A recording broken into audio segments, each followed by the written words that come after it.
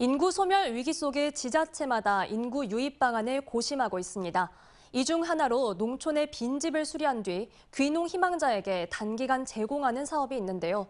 실제 지역 정착까지 이어지는 경우는 많지 않은 걸로 추정돼 정부와 지자체의 고민이 더 필요하다는 목소리가 나옵니다.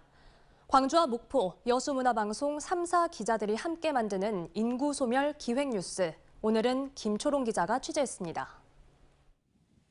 서울에서 약 20년간 자동차 정비업을 해온 50대 박성희 씨. 최근 나주시로 이사해 본격적인 귀농 생활을 시작했습니다. 박 씨는 2년 전 귀농인의 집 사업을 통해 나주에서 6개월 지낸 경험이 귀농 결정에 도움이 되었다고 말합니다. 제가 제일 중요하게 생각하는 거는 이제 동네 분들과의 이제 관계를 생각하고 있거든요. 그래서 여기 동네는 뭐 제2의 고향이라고 할 정도로 편하게 다들 대해주시고 해가지고 아주 지금 만족을 하고 살고 있습니다. 이렇게 귀농 희망자에게 농촌의 빈집을 최대 2년간 제공하는 귀농인의 집 사업은 2015년 시작해 지난해까지 2,700여 가구가 참여했습니다. 투입된 예산은 71억 원입니다. 그렇다면 사업 효과는 어떨까?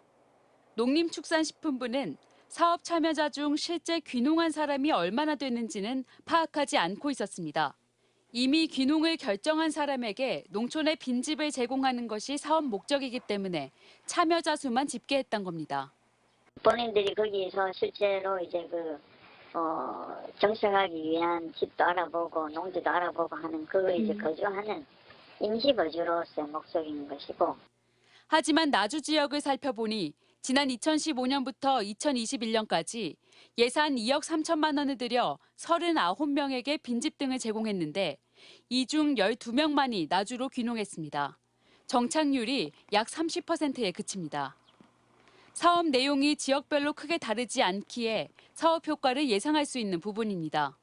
이와 유사한 정부의 농촌에서 살아보기 사업 역시 지난해 참여자 중 14%만이 같은 해 귀농귀촌을 선택한 것으로 조사됐습니다.